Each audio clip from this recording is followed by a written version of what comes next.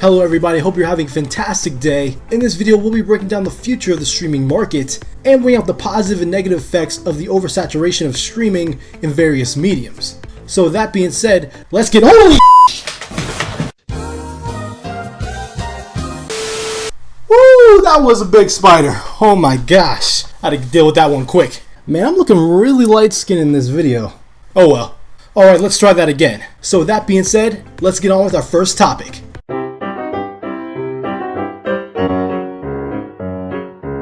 At this point, I think we can all agree that cable is becoming a dying breed. According to a study by CNBC, nearly 60% of Americans are streaming, with the majority of streamers subscribed to Netflix. Shocker, I know. The national average cost for traditional cable or satellite TV today tends to be more than $100 per month. Now, compared to typical streaming TV packages like YouTube TV, DirecTV Now, Hulu with Live TV, and even PlayStation Vue, those services tend to cost around $40 per month. And even less if you subscribe to the base format of that particular streaming service, whether it's Netflix, Hulu, Amazon Prime, HBO Now, CBS All Access, or even the newly announced Disney+. I'm going off the assumption in this classroom that a lot of us are broke college students with a lot of debt on our hands. And in terms of knowing when the price is right, I think we know a good deal when we see one when it comes to streaming. Plus, the benefits of streaming heavily outweigh what cable provides to the average consumer. In terms of the benefits of streaming, there's pricing, which we just covered, content the consumer actually cares about, rather than on the other end with cable you're paying for over 150 plus channels, when in reality there's only going to be about 20 channels you're probably going to watch on a monthly basis. Streaming also has greater flexibility in terms of being able to watch content anywhere, whether it's from watching from one's smartphone, computer, tablet, and of course the TV. Not to mention streaming also providing free trial periods and generally has no cancellation fees, unlike cable, which will try to rip as much money out of you as possible.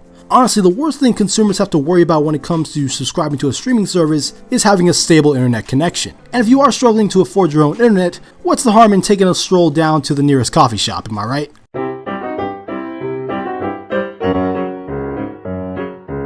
Now, streaming services aren't excluded just to movies and television shows. Streaming has transcended to music, sports, and even gaming, which only adds to the threat of one's bank account. In terms of streaming services for music, there's Apple Music, Spotify, Radio, Google Play Music, and Tidal to name a few. Sports content tends to come bundled with streaming TV packages, which include Fubo TV, which is best for soccer, football. There's also YouTube TV, which is best for fans of NHL, PlayStation Vue, which provides the best overall content, and DirecTV Now, which is best for cheapskates like me. Or you can make your life a lot easier by subscribing to ESPN Plus by paying $5 per month for content in the most prolific sports in the United States. On the other end of the spectrum, gaming is no stranger to the streaming world. One could argue streaming is the most popular form of consuming gaming content today. There are literally thousands of gamers streaming online as a source of income. That's right, they're getting paid to play video games live, which can be done via donations or ads. Beast has donated another 9,000. Oh my god! Whether it's gamers streaming on Twitch, YouTube, or any other platform that provides such stability. Not to mention the gaming streaming services that provide a whole library of games for players to download and play anytime, and soon anywhere. Whether you're subscribed to EA Play, Xbox Game Pass, PlayStation Now, or even Google's new gaming streaming service, Stadia. The future is here, people!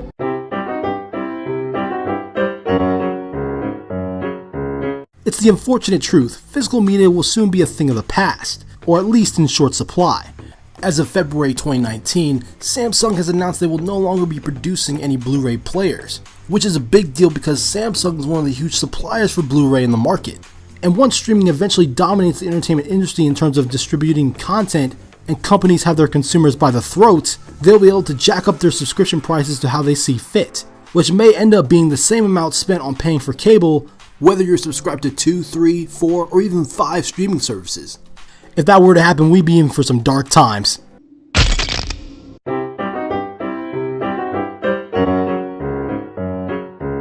Overall, is the streaming market oversaturated? Yes.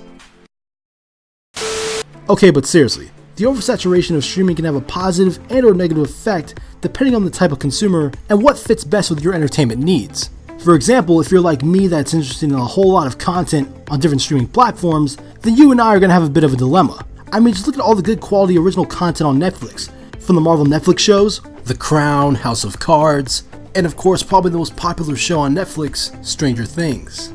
Then there's Disney Plus dropping in November, which is going to be flooded with so much content now, seeing that the mouse has bought out Fox. Now, family, put on the mouse ears.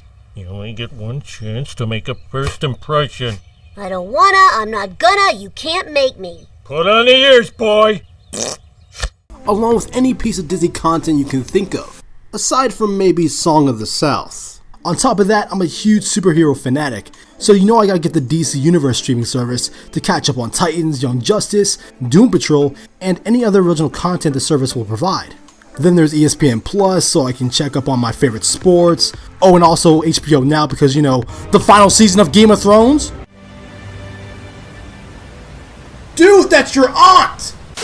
As for music and gaming, well, music is a very accessible medium to get a hold of if you know what I mean. And gaming streaming services don't really have a good exclusivity deal worth paying for like Netflix, Hulu, or Amazon. So in my case, if I was subscribed to Netflix, HBO Now, DC Universe, Disney Plus, and ESPN Plus, I would be paying roughly $48 per month based on my entertainment interests.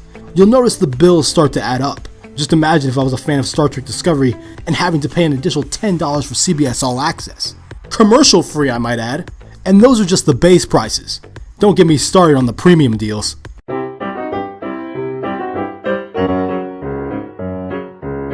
Ultimately, with streaming rapidly becoming the standard for daily entertainment consumption, I just want you guys to be aware of the ever-growing evolution of the medium.